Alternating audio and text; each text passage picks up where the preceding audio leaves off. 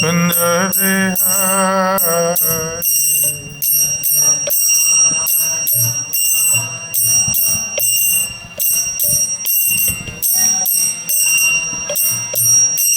जय राधा माधव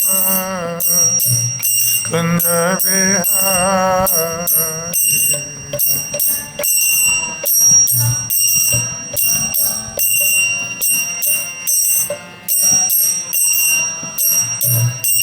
जय गोपी जन वल्लभ गिरिवरधारी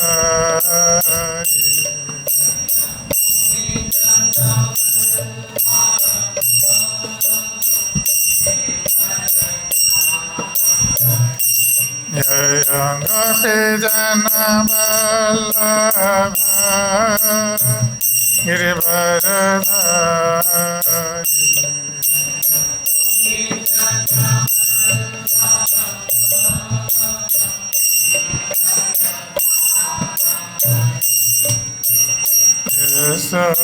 यशोदानंदन व्रजनरंजन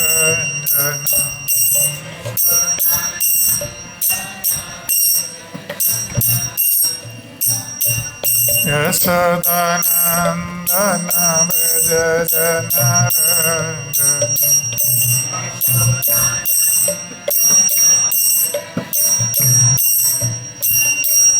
यमुना तेरा वनचारी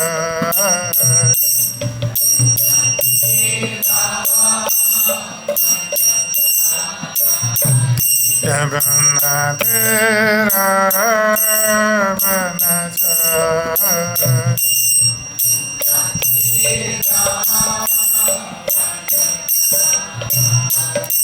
जय राधा माधव कुंज बिहारी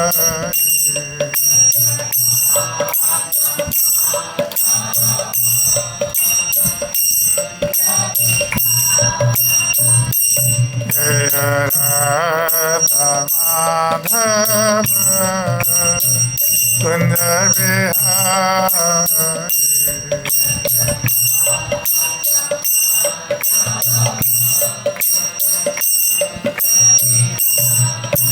जय श्री कृष्ण चैतन्य प्रभु नित्यानंद श्री अद्वैत गदाधर श्रीवासादि गौर भक्तवृंद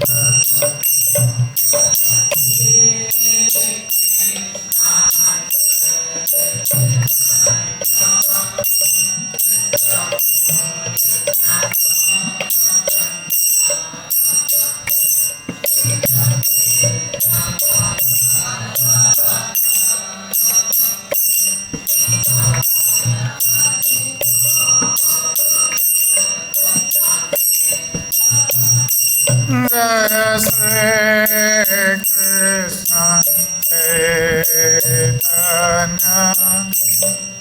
प्रभु नित्यानंद श्री अद्वैत गदाधर श्रीवासादि गौर भक्तवृंद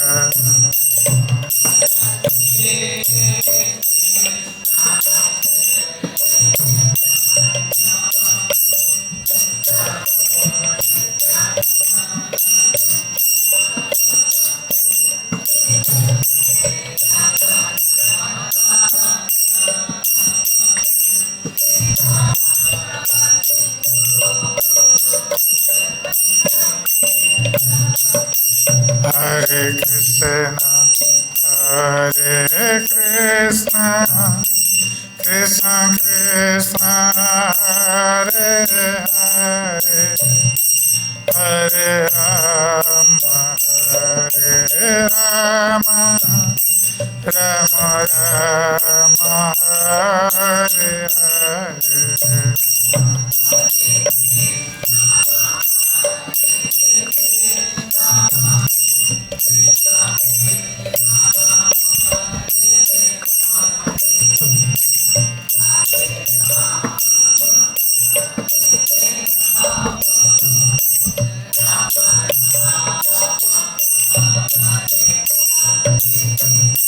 Hare Krishna, Hare Krishna, Krishna Krishna, Hare Hare, Hare Rama, Hare Rama, Rama Rama, Hare Hare.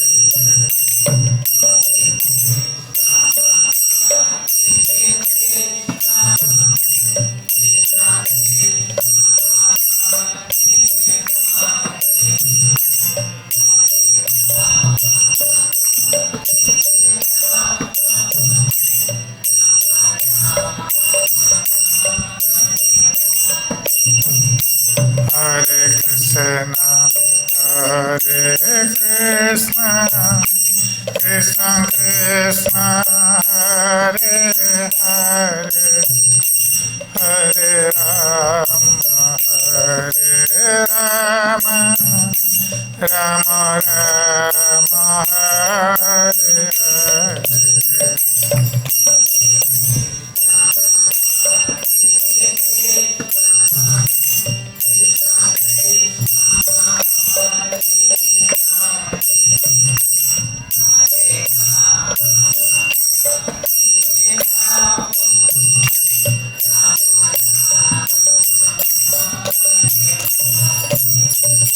Hare Krishna, Hare Krishna, Krishna Krishna, Hare Hare, Hare Rama, Hare Rama, Rama Rama, Hare Hare.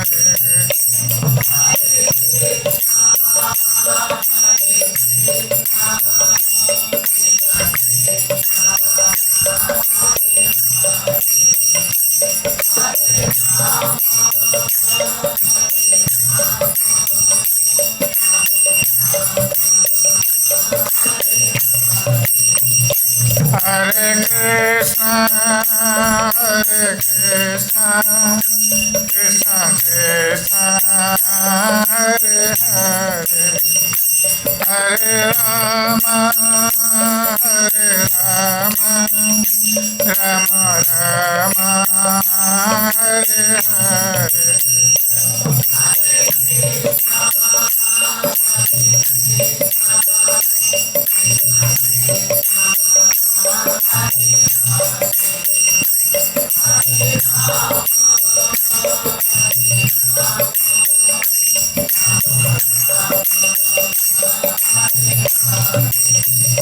Hare Krishna, Hare Krishna, Krishna Krishna, Hare Hare, Hare Rama, Hare Rama, Rama Rama, Hare Hare.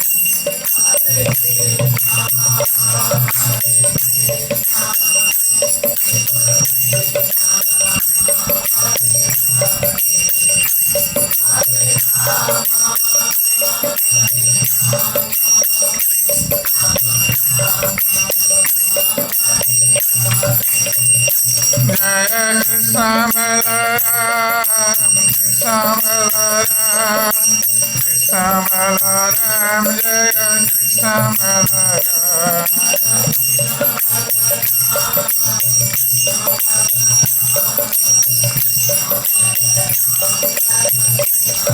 Jaya Radha Shama Sundar, Radha Shama Sundar Radhe.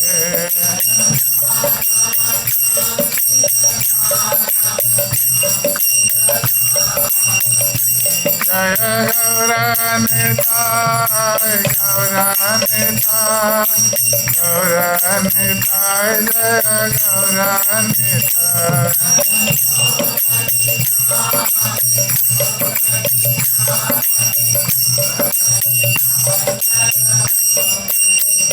Nitai Haribo, Haribo, Haribo, Haribo.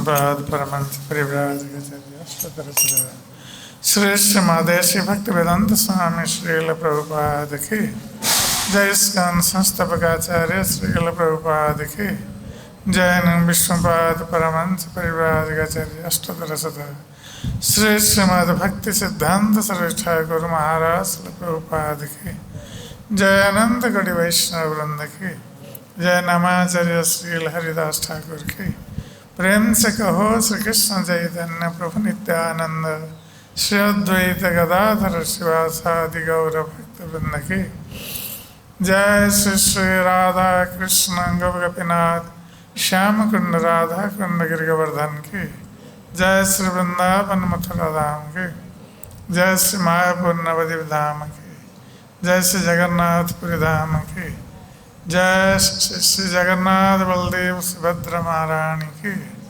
जय। श्री गंगा देवी जमुना देवी की जय। श्री भक्ति देवी की जय। श्री तुलसी महारानी की जय। श्री हरिनाम संकीर्तन की जय। श्री प्रभुपाद ट्रांसजेंडरल बुक डिस्ट्रीब्यूशन की जय। ग्रंथराज श्रीमद्भागवतम की जय। श्री श्री गौरनिताय की जय। श्री श्री कृष्ण बलराम की जय। श्री श्री राधा श्याम सुंदर ललिता विशाखा देवी की जय। श्री श्री जगन्नाथ बलदेव सुभद्रा महारानी की जय। समवेत भक्त वृंद की निताय गौर प्रेमानंदे Hari Hari. All glories to assembled devotees. All glories to assembled devotees. All glories to assembled devotees. All glories all to Guru and Gauranga. Jai Srila Prabhupada.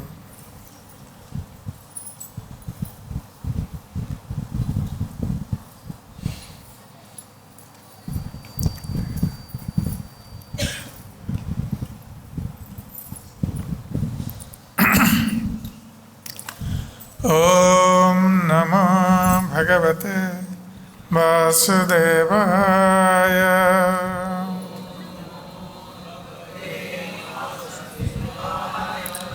Om Namo Bhagavate Vasudevaya.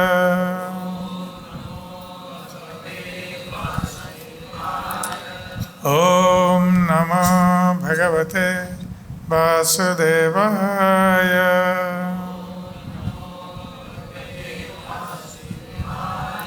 Narayanam namaskritya naram chaiva narottamam devim saraswatim vyasam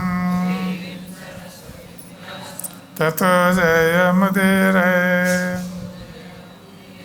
नष्टप्रायेषु अभद्रेषु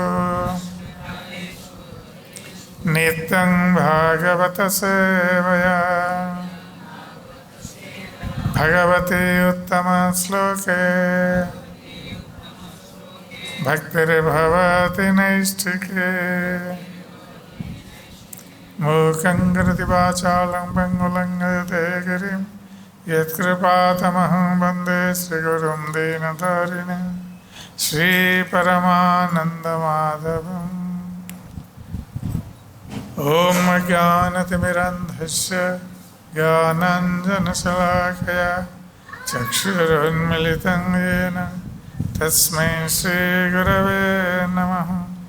श्रीचैतन्यमनोभीष्टं स्थापितं येन भूतले स्वयं रूप कदा मह्यं ददाति स्वपदान्तिकम्। वन्देऽहं श्रीगुरो श्रीयुतपदकमलं श्रीगुरुन् वैष्णवंश श्रीरूपं सग्रजातं सगणरघुनाथ नितं तं सजीवं साद्वैतं सावधूतं परिजनसहितं कृष्णं चैतन्यदेवं श्रीराधा कृष्ण पादान् सगणललिता श्रीविशाखान्वितंश्च। हे कृष्ण करुणा सिन्धो दीनबन्धो जगत्पते गोपेश गोपिकान्त राधाकान्त नमोस्तुते। तप्त काञ्चन गौराङ्गी राधे वृन्दावनेश्वरी वृषभानुसुते देवी प्रणमामि हरिप्रिय। नमो विष्णुपादाय कृष्णपृष्ठाय भूतले श्रीमते भक्तिवेदांत स्वामिनिति नामिने। नमस्ते सारस्वते देवे गौरवाणी प्रचारिणे निर्विशेषशून्यवादी पाश्चात्यदेशतारिणे। जय श्री कृष्ण चैतन्य प्रभु नित्यानंद श्री अद्वैत गदाधर श्रीवासादि गौरभक्तवृंद।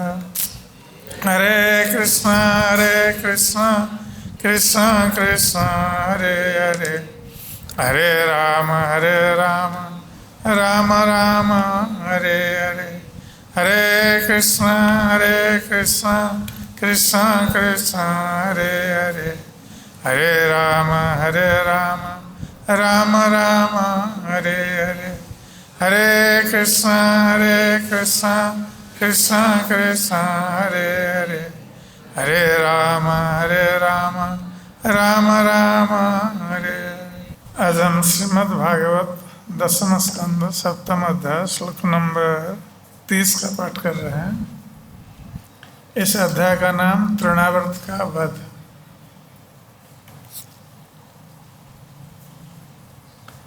प्रदाय मात्रे प्रतिहृत्य विस्मितः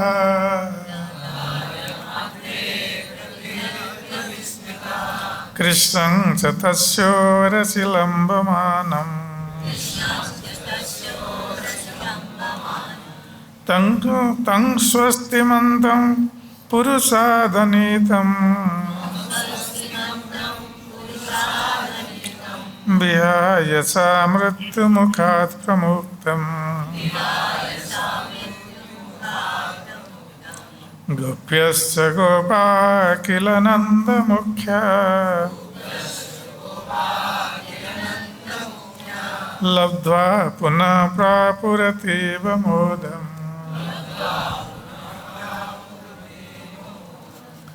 प्रदाय मात्रे प्रतिहृत्य विस्मितः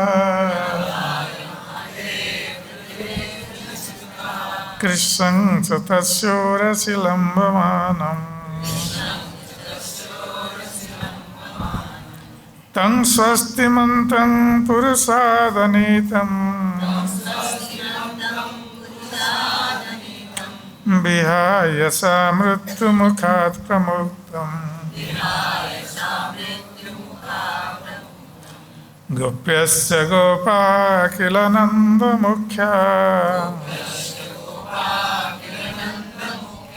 लब्ध्वा पुनः प्रापुरतीव मोदम्। प्रदाय मात्रे प्रतिहृत्य विस्मितः कृष्णं च तस्योरसि लम्बमानम् तं स्वस्तिमन्तं पुरुषादनीतम् विहाय सा मृत्युमुखात् प्रमुक्तम् गोप्यश्च गोपा किल नन्दमुख्या लब्ध्वा पुनः प्रापुरतीव मोदम्। प्रदाय उठाकर मात्रे उसकी माता को प्रतिहृत्य हाथों में सौंप दिया। विस्मिता सारे लोग अचंभित थे। कृष्ण च तथा कृष्ण को तस्य असुर की उरसी छाती पर लंबमानम स्थित तम कृष्ण को स्वस्तिमंतम समस्त कल्याण से युक्त पुरुषादनीतम मानव भक्ष्य असुर द्वारा ले जाया गया। विहायसा आकाश में मृत्यु मुखात मृत्यु के मुंह से प्रमुक्तम अब मुक्त हुए, गोप्य गोपियाँ, च तथा गोपा ग्वाले, कील निसंदेह, नंद मुख्या नंद महाराज इत्यादि, लब्ध्वा पाकर पुनः फिर उनका पुत्र, प्रापु प्राप्त किया, अतीव अत्यधिक, मोदम आनंद। इस श्लोक का अनुवाद और तात्पर्य श्रील प्रभुपाद के द्वारा अनुवाद। गोपियों ने तुरंत ही कृष्ण को असुर की छाती से उठाकर माता यशोदा को लाकर सौंप दिया। वे समस्त अशुभों से मुक्त थे। चूंकि बालक को असुर द्वारा आकाश में ले जाए जाने पर भी किसी प्रकार की चोट नहीं आई थी और वह अब सारे खतरों तथा दुर्भाग्य से मुक्त था। इसलिए नंद महाराज समेत सारे ग्वाले तथा गोपियाँ अत्यंत प्रसन्न थे। तात्पर्य, असुर आकाश से पीठ के बल पर गिरा और कृष्ण उसकी छाती पर बिना चोट खाए और किसी दुर्घटना से ग्रस्त हुए बिना खेल रहे थे। आकाश में असुर द्वारा दूर तक ले जाए जाने पर भी कृष्ण तनिक भी विचलित नहीं थे। कृष्ण से खेल रहे थे, कृष्ण से खेल रहे थे और आनंद ले रहे थे। यही है आनंद चिन्मय रस विग्रह। वे हर हालत में सच्चिदानंद विग्रह है। उन्हें कोई दुख नहीं सताता।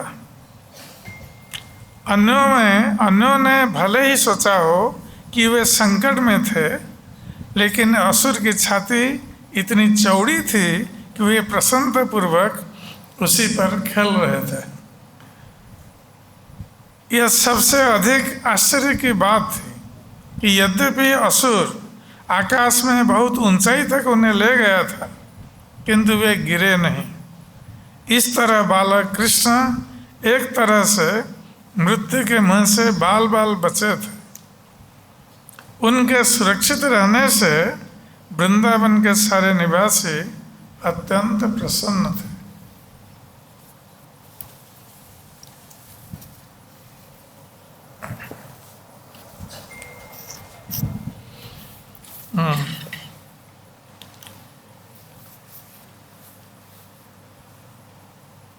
तो यहाँ पर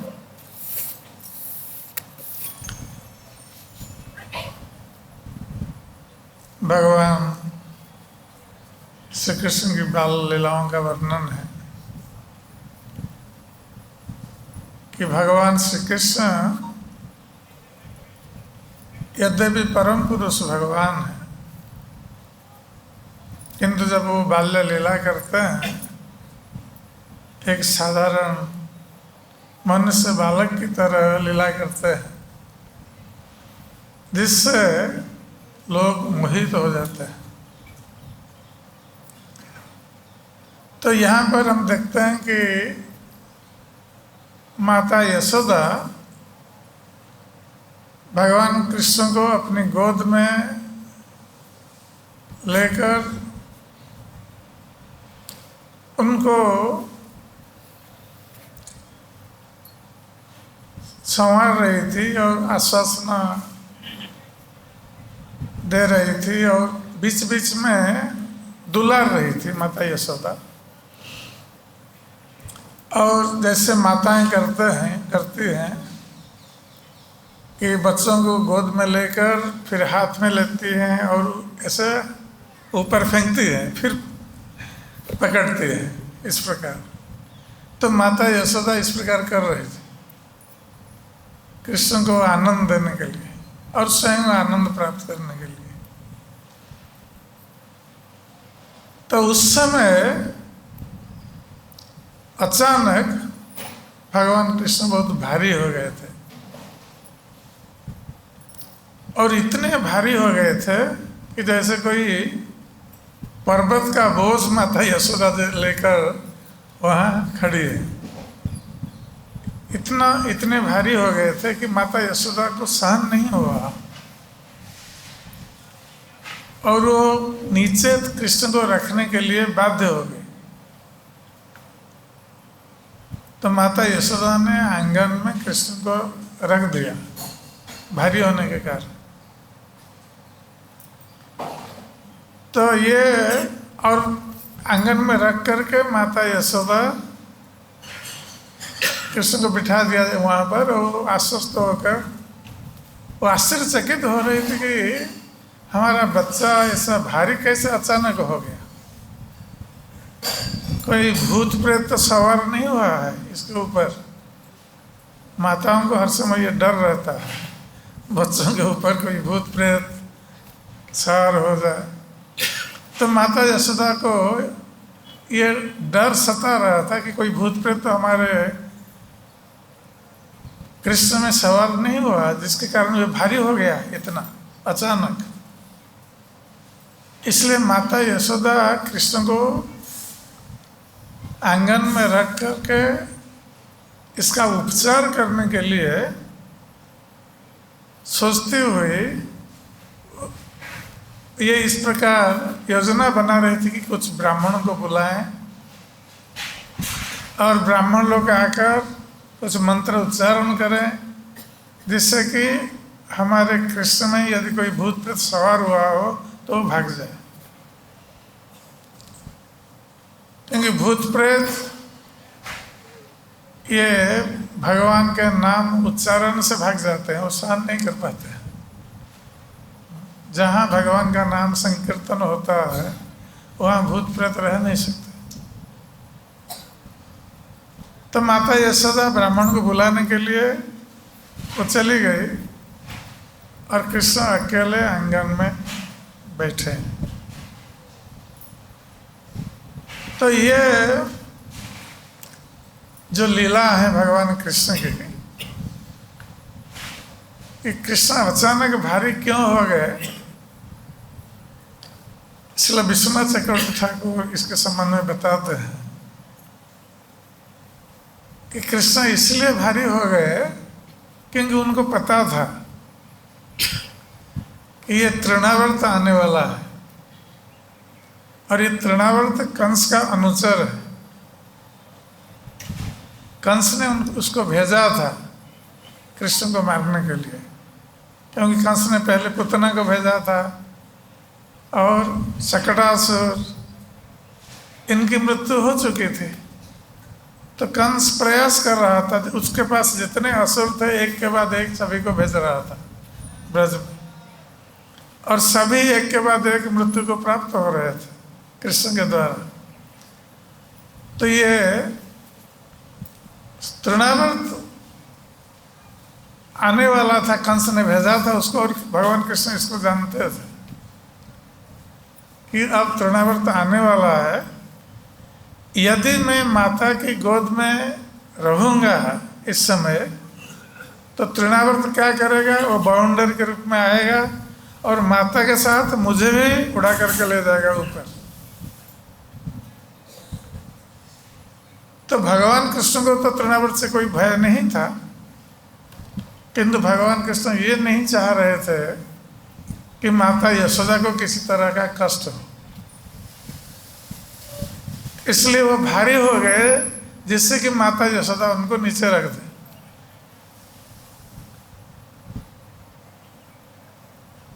तो भगवान कृष्ण को माता यशोदा ने रख दिया और भगवान कृष्ण ये भी सोच रहे थे, ये एक कारण था, वो नहीं चाह रहे थे माता यशोदा को उनके साथ कष्ट देने के लिए, क्योंकि तृणावर्त भी उनको ऊपर लेके जाएगा, भगवान कृष्ण जानते थे। और दूसरा कारण ये भी था, जब माता यशोदा कृष्ण को दुलार रही थी और ऐसे ऊपर हवा में उछाल रही थी, तो भगवान कृष्ण ने सोचा कि इतना थोड़ा उछालने से क्या होगा, उससे हम आनंद प्राप्त नहीं करते, हम थोड़ा आकाश में जाएंगे ऊपर, तब हमें आनंद प्राप्त होगा। तो इसलिए भगवान कृष्ण आकाश में जाने के लिए इच्छा कर रहे थे अपनी क्रीड़ा के लिए, क्योंकि वो आनंदमय है, तो हर स्थिति में वो आनंद का अनुभव करते हैं। और आकाश में विचरण करने का एक उद्देश्य भगवान कृष्ण का रहा, और दूसरा उद्देश्य था कि जो देवता लोग होते हैं ये लोग भगवान कृष्ण के सुंदर स्वरूप का दर्शन करना चाहते हैं। तो ये देवता लोग भगवान कृष्ण की बाल लीला और उनके सुंदर रूप को दर्शन करने के लिए लालायित थे। तो भगवान कृष्ण ने सोचा कि यही एक अवसर है कि अब तृणावर्त आएगा, हमें आकाश में बाउंडर के रूप में आकाश में ले जाएगा। तो जब आकाश में वो ले जाएगा तब देवता लोग और देव स्त्रियां मेरे सुंदर रूप का दर्शन कर सके, उनको भी ये अवसर प्राप्त होगा अति निकट से मेरे सुंदर रूप का दर्शन करने के लिए। अभी तो दूर से करते हैं और निकट से दर्शन करेंगे। तो ये भी एक कारण था भगवान कृष्ण को आकाश में जाने के लिए। स्वयं लीला करते हैं, स्वयं आनंद लेते हैं और दूसरों को भी आनंद देते हैं, ये भगवान का स्वभाव है। तो जब भारी हो गए तो माता यशोदा ने रख दिया आंगन में, वो रुक गई ब्राह्मणों को बुलाने के लिए, कोई स्वस्ति वाचन करेंगे, ब्राह्मण लोग आके मंत्र पाठ करेंगे, भूत प्रेत सवार हुआ है, भगाएंगे भूत प्रेतों को। तो इसी के बीच तृणावर्त आया। जब भगवान कृष्ण आंगन में बैठे हैं तो तृणावर्त बाउंडर के रूप में आया। बहुत तेज हवा चलने लगी और उस हवा से चारों ओर धूल उड़ने लगी। ब्रज में गोकुल, पूरा गोकुल धूलिमय हो गया, धूल ही धूल है चारों ओर, और कोई किसी को देख नहीं पा रहा था। इस प्रकार की स्थिति उत्पन्न हो गई ब्रज में। और तेज हवा चल रही है और चारों ओर धूल उड़ रही है, धूल की आंधी। लोग आंख बंद किए हैं, कुछ देख नहीं सकते। तो इस स्थिति में जब इस प्रकार की स्थिति उत्पन्न हुई और तृणावर्त आया इस प्रकार, तो आकर उसने क्या किया, तृणावर्त ने कृष्ण को उठा लिया उस आंधी के रूप में, बाउंडर के रूप में आकर। जब कोई देख नहीं पा रहा है कुछ, माता यशोदा भी देख नहीं पा रही, किंतु माता यशोदा चिंतित हो गई कि अब कुछ दिखाई नहीं पड़ रहा है, कृष्ण को हम छोड़ करके आए हैं आंगन में। तो इसलिए वो आंगन की ओर आ रही थी दौड़ते हुए, किंतु तब तक तृणावर्त ने कृष्ण को उठा लिया। किंतु कृष्ण इतने भारी थे तो तृणावर्त ने उठाया कैसे? तो जब तृणावर्त आया तो भगवान कृष्ण पहले तो भारी थे माता यशोदा के लिए, और तृणावर्त के लिए हल्का हो गया, जैसे तृणावर्त आसानी से उठा करके उनको ऊपर ले जा सके। और जब माता यशोदा आई उस धूल की आंधी में और कृष्ण वहां नहीं थे, तो माता यशोदा व्याकुल होकर रोती हुई वहां गिर पड़ी कृष्ण को ना देख करके। तो बाकी लोग जो थे गोकुल के, तो इससे बहुत चिंतित माता यशोदा रो रही थी ऊंची आवाज से। तो दूसरी जो स्त्रियां थी गोपियां, ये माता यशोदा की रोने की आवाज़ सुनकर वो दौड़ती हुई आई और देखा कि माता यशोदा रो रही है और कृष्ण नहीं है पास में। तो ये लोग भी सब रोने लगे, माता यशोदा को सहानुभूति दिखाने के लिए वो भी रोने लगे। और ऐसे भी भगवान कृष्ण ब्रजवासियों के प्यारे थे, प्रेम के पात्र थे।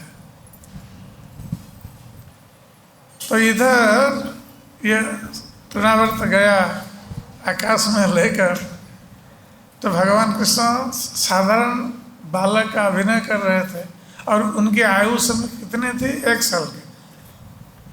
1 साल के थे भगवान कृष्ण। और उन्होंने क्या किया था, वो जानते थे कि तृणावर्त जब वो भारी हो जाएंगे तो ये फेंकेगा उनको, इसलिए तृणावर्त के गले को वो जोर से पकड़े हुए थे कृष्ण, जैसे बच्चे लिपट करके रहते हैं पकड़ करके, तृणावर्त के गले को पकड़े हुए थे। जब तृणावर्त बहुत ऊपर चला गया आकाश में, भगवान कृष्ण आनंद ले रहे थे आकाश में उड़ने का, तृणावर्त उनको ले जा रहा है वाहन के रूप में, तो भगवान कृष्ण आनंद ले रहे थे। और सब आकाश में देवता लोग और देव स्त्रियाँ भी भगवान कृष्ण के रूप का दर्शन कर रही थी, भगवान उनको भी आनंद दे रहे थे।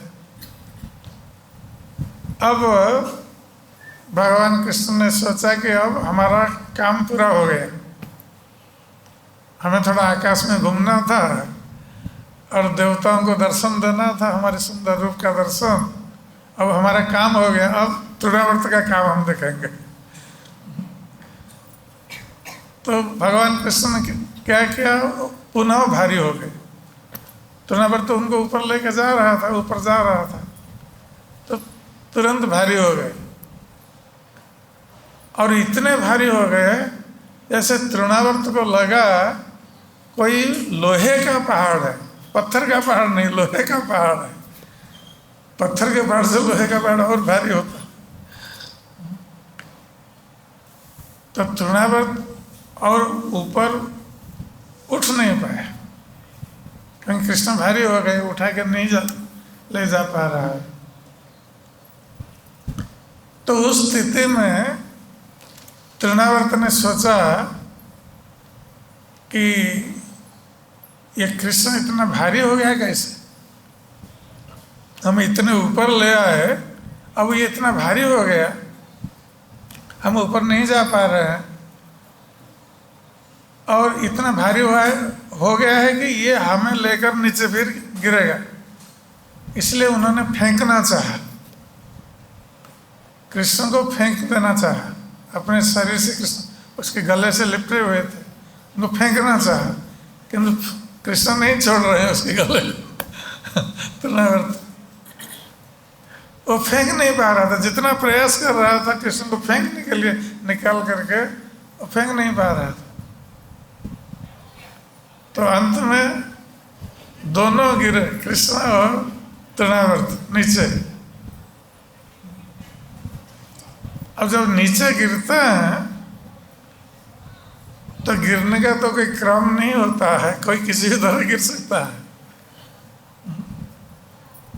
किंतु भगवान कृष्ण ने ऐसा किया कि तृणावर्त पीठ के बल पर गिरा, ऐसा है, आकाश से पीठ के बल पर गिरा। वो ऐसे खड़े खड़े गिर सकता था या ऐसे छाती के बल पर गिर सकता था, किंतु ऐसा नहीं गिरा, क्योंकि कृष्ण छाती में थे।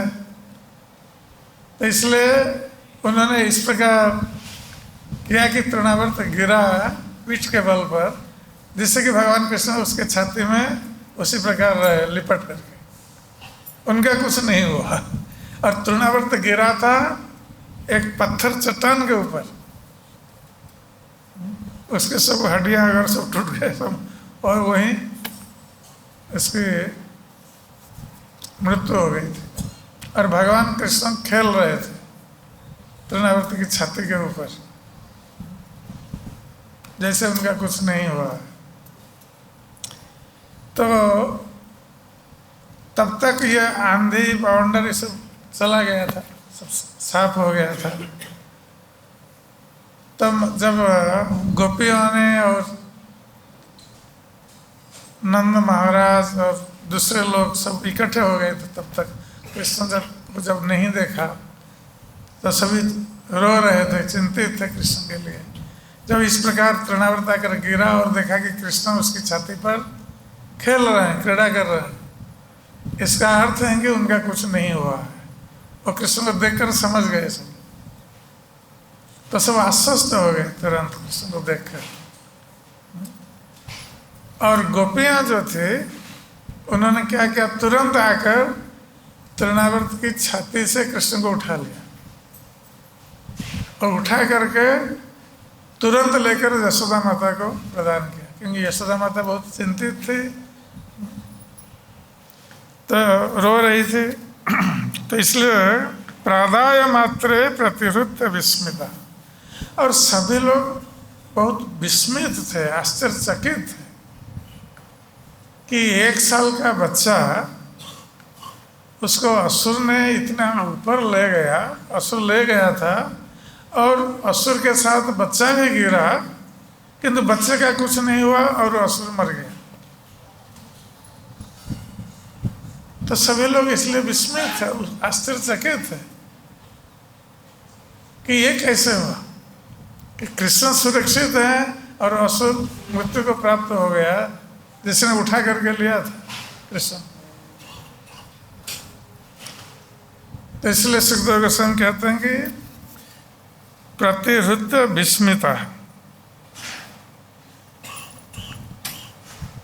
तो जब गोपियों ने कृष्ण को सौंप दिया, आश्चर्यचकित होकर कृष्ण को उठाया और यशोदा माता की गोद में सौंप दिया कृष्ण को। कृष्ण से तस्य उरसी लंबमान, तो गोपियों ने कहाँ से उठाया, तृणावर्त के छाती से, जिस तृणावर्त की छाती के ऊपर कृष्ण खेल रहे थे या स्थित थे। तं स्वस्ति मंतं पुरुषादनेत, और सभी लोग चिंतित थे कि असुर ले गया है, कृष्ण का कुछ हुआ होगा। तो देखा कि कृष्ण स्वस्थ हैं, तो इसलिए तो ये लोग चिंता मुक्त हो गए सारे ब्रजवासी। विहायसा मृत्यु मुखात प्रमुक्ता, अब मृत्यु मुख से उनको लगा कि जिस प्रकार कृष्ण निकल करके आए हैं, कोई असुर किसी बच्चे को ऊपर ले जाएगा और गिरेगा तो मृत्यु सुनिश्चित है। तो ब्रजवासियों ने सोचा कि ये कृष्ण मृत्यु के मुख से निकल करके आया है, इसका कुछ नहीं हुआ, सब इसलिए आश्चर्यचकित थे। और कृष्ण सुरक्षित हैं, इसलिए सभी लोग मोद बहुत आश्वस्त थे और आनंद अनुभव कर रहे थे। तो ये जो भगवान कृष्ण की लीला है, इसको जो भगवान पर विश्वास नहीं करते हैं वो समझ नहीं पाएंगे। ये जो भगवान पर विश्वास नहीं करते हैं, इस लीला पर वो विश्वास नहीं करते हैं। ये लोग सोचते हैं कि ये सब ऐसे लिखा हुआ है, किंतु ये भगवान जो नर लीला कर रहे हैं, नर शिशु की लीला कर रहे हैं, यद्यपि मनुष्य शिशु की लीला कर रहे हैं, फिर भी वो भगवान है। इस तत्व को लोग नहीं जानते हैं जो भगवान पर विश्वास नहीं करते, इसलिए भगवान की लीलाओं पर भी उनका विश्वास नहीं है। जैसे भगवान ने गोवर्धन पर्वत धारण किया 7 साल की आयु में, तो लोग विश्वास नहीं करते, ये कैसे संभव, 7 साल का बच्चा कैसे इतना बड़ा पहाड़ पर्वत को धारण कर सकता है। तो ये 1 साल का बच्चा तृणावर्त जैसे असुर के हाथ से इसकी रक्षा हो गई, इसका कुछ नहीं हुआ। तृणावर्त गिरा, इसका कुछ नहीं हुआ। तो साधारण लोग जो विश्वास भगवान पर नहीं है वो विश्वास नहीं करते, किंतु जो भक्त लोग हैं, जो भगवान के तत्व को जानते हैं कि यद्यपि भगवान नर लीला करते हैं, किंतु नर लीला करते हुए भी वो स्वयं परम पुरुष भगवान है। इसलिए भगवान को नटवर कहा गया। ये जो नट होते हैं, अभिनय करते हैं, ये अभिनय करने में भगवान कृष्ण प्रवीण है। ये मनुष्य का अभिनय दक्षता के साथ करते हैं। जैसे लोग सोचेंगे कि साधारण मनुष्य है, किंतु उस स्थिति में भी वो परम पुरुष भगवान है। इसलिए भगवान कहते हैं जन्म कर्मं च मे दिव्यम एवं जो व्यक्ति तत्वतः त्यक्ता देहम पुनर्जन्म नैति मामेति सोच, कि मेरा जन्म और कर्म दोनों दिव्य हैं। ये यद्यपि मनुष्य के रूप में भगवान आते हैं, किंतु वो साधारण मनुष्य नहीं। उनका शरीर दिव्य है, उनकी लीलाएं दिव्य हैं। तो जो इस तत्व को नहीं समझता वो भगवान की लीला को भी समझ नहीं सकता। भगवान क्यों इस प्रकार की लीला करते हैं, कैसे करते हैं। तो यहाँ पर इस प्रसंग में श्री भक्तिविनोद ठाकुर कहते हैं कि ये जो तृणावर्त हैं, ये जितने सब असुर हैं, सब एक एक जो आए थे ब्रज में,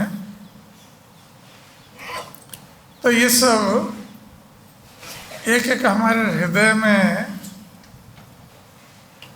जो ग्रंथियां हैं, जो दोष हैं, इसका सब एक एक प्रतीक माने जाते हैं।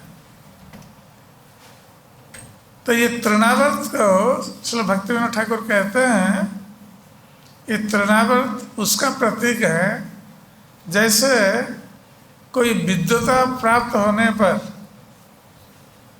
या पांडित्य को प्राप्त होने पर उसमें मिथ्या अहंकार आ जाता है, गर्व आ जाता है।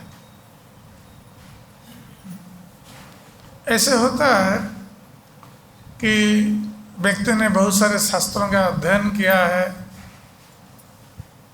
तो उसके मन में गर्व आना स्वाभाविक है। जन्म ऐश्वर्य श्रुत श्री एधमान मदा कुमार। तो श्रुत विद्वता, पांडित्य, तो कोई ग्रंथ अध्ययन करके पांडित्य को प्राप्त होता है, उसके मन में अहंकार आ जाता है, मिथ्या अहंकार, कि मैं बहुत बड़ा ज्ञानी हूँ, बहुत कुछ जानता हूँ। और इस प्रकार के व्यक्ति मिथ्या अहंकार के वशीभूत होकर क्या करता है, वो जैसे तृणावर्त जैसा आकाश में उड़ता है, वो अपने को बहुत बड़ा मानता है और सोचता है कि मैं सबसे ऊंची स्थिति पर है। ये तृणावर्त के समान है, ये हर समय ऊपर रहता है, आकाश में उड़ता, अहंकार के कारण। और तृणावर्त की स्थिति क्या हुई अंत में, तो जो जिसका जितना अहंकार होगा वो उतना ऊपर उठेगा अहंकार बस, और उतनी तेजी से नीचे गिरेगा। जैसे तृणावर्त बहुत ऊपर उठ करके नीचे गिरा और अंत में मृत्यु को प्राप्त हो। तो जो जिसमें मिथ्या अहंकार होता है पांडित्य के कारण, उनकी स्थिति ऐसी होती है। और ये लोग कैसे गिरते हैं, ये लोग सब अपने मन से तरह तरह के नया नया दर्शन की सृष्टि करते हैं, निकालते हैं। दर्शन अर्थात फिलोसफी जिसको बोलते हैं। नया दर्शन, नया तत्व। क्योंकि वो सोचते हैं मैं तो पंडित हूँ, मैं जो बोलूँगा लोग मानेंगे, उसको जो कहूँगा लोग इसको सत्य मानेंगे। इस प्रकार वो मिथ्या अहंकार के वशीभूत होकर वो सब कपोल कल्पित ज्ञान प्रदान करता है, जबकि वो जानता नहीं है वास्तविक क्या है। किंतु अहंकार बस इस प्रकार वो अपने को बहुत बड़ा मानता है और जो मन में आए बोल देता है। वो बोलता है यही शास्त्र है, यही ठीक है। ऐसे बहुत सारे लोग देखे जाते हैं जो मिथ्या अहंकार, बस इतना उनका अहंकार बढ़ जाता है, वो सोचते हैं हम जो बोलेंगे वो शास्त्र है। और यहाँ तक कि इस अहंकार के कारण वो दूसरों के चरणों में अपराध करते हैं, गुरु के चरणों में अपराध करते हैं, महात्मा के चरणों में अपराध करते हैं, और इस प्रकार उनका पतन होता है।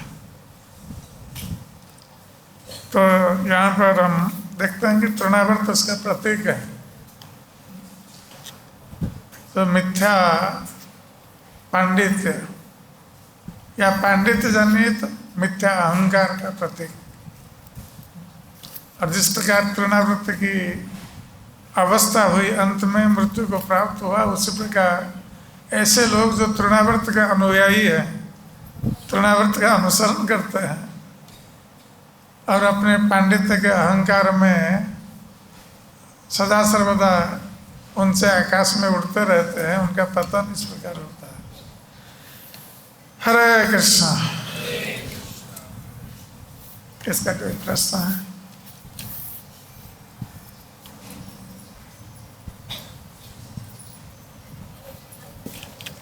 हाँ,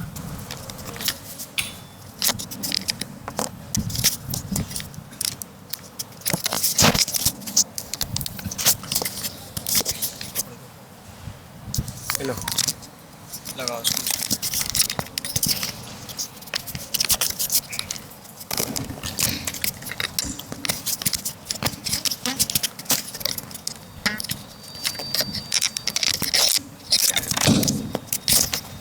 हरे कृष्ण प्रभु जी, धन्यवाद। अब कितने लोग पूछ रहे हैं?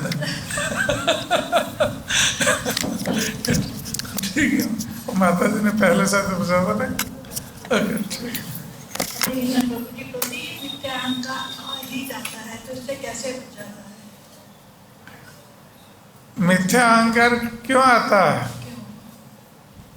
जब हम अपने को बहुत बड़ा मानने लगते हैं, ज्ञानवश हो, या जैसे जन्म, उच्च कुल में जन्म होना, ये अहंकार को जन्म देता है। और जैसे पांडित्य को प्राप्त करना, ये अहंकार को जन्म देता है। सुंदरता को प्राप्त होना अहंकार को जन्म देता है। और धन को प्राप्त होना, ये भी अहंकार को जन्म देता है। और इस अहंकार के कारण व्यक्ति महात्मा के चरण में अपराध कर बैठता है। तो इन अहंकारों से मुक्त होने के लिए यदि हम भगवान कृष्ण का भक्त हुए, यदि हम कृष्ण की भक्ति का आचरण करेंगे, तो इन अहंकार से हम मुक्त हो सकते हैं। क्योंकि भगवान की भक्ति करने के लिए क्या आवश्यक है? विनम्रता। अहंकार से हम भगवान की भक्ति नहीं कर सकते,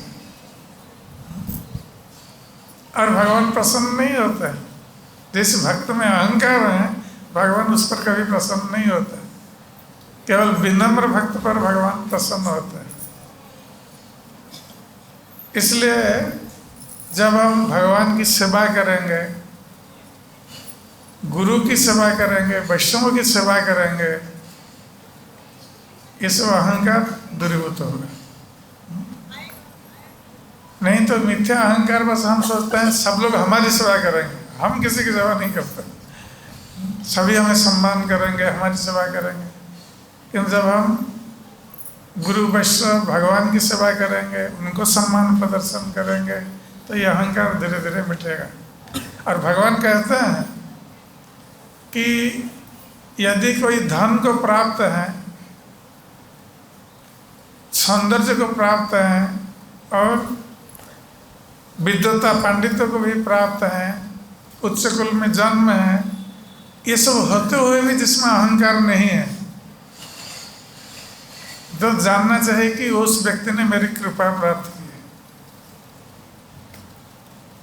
ये सब जो अहंकार उत्पन्न करने का साधन है, ये होते हुए भी जिसमें अहंकार नहीं है, इसका अर्थ उसने भगवान की कृपा प्राप्त की है। और भगवान की कृपा हम कब कैसे प्राप्त करें?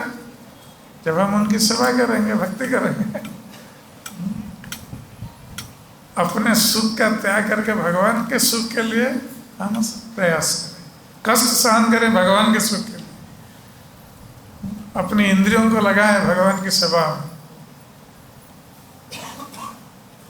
ऋषिकेशं सेवनम भक्ति उच्यते। तो इंद्रियों को जब लगाएंगे भगवान की सेवा में, तब भगवान प्रसन्न होंगे, हम ये अहंकारों से मुक्त हो जाएंगे। और जिसके कारण हमारा अहंकार है, मान लीजिए धन के कारण अहंकार है, धन हमारे पास है इसलिए तो अहंकार है, उस धन को भगवान की सेवा में लगा दीजिए। हम मानते हैं कि धन मेरा है, तो भगवान की सेवा में जब लगाएंगे कि भगवान का धन है, भगवान ने दिया है, उनका धन, उनकी सेवा में लगाए, तो फिर अपना बोलने के लिए कुछ नहीं रहेगा। अपना पांडित्य है, पांडित्य को भगवान की सेवा में लगाइए, भगवान की कथा कहिए, भगवान का प्रचार करिए शास्त्र अध्ययन करके, किंतु मन में अहंकार नहीं लाना है कि मैं जानता हूँ। जैसे केशव कश्मीर एक पंडित है, दिग्विजय पंडित, किंतु चैतन्य महाप्रभु से जब भेंट हुआ और चैतन्य महाप्रभु ने कहा कि गंगा का वर्णन करो, तो केशव कश्मीरी के वर्णन में गलती हो गई। इतने बड़े पंडित थे, अहंकार था इतना, किंतु गलती हो गई। तो भगवान चाहेंगे तो हमें भुला सकते हैं। हमारा जो अहंकार, पांडित्य का अहंकार, ठीक समय पर हम भूल जाएंगे, याद नहीं आएगा, क्योंकि भगवान हमारे हृदय में बैठ करके हमें याद दिलाते हैं, ज्ञान देते हैं। तो सब कुछ भगवान के ऊपर निर्भरशील है, किंतु हम सोचते हैं कि भगवान से स्वतंत्र हम इतने बड़े व्यक्ति हैं, अहंकार आता है। तो भगवान की सेवा में लगाने पर ही हम इससे मुक्त होते हैं। जय श्री प्रभुपाद जी महाराज की जय, गौर भक्त वृंद की निताय गौर प्रेमानंदे, हरि हरि। हरे कृष्णा कृष्ण कृष्ण हरे हरे, हरे राम राम राम हरे हरे, हरे कृष्णा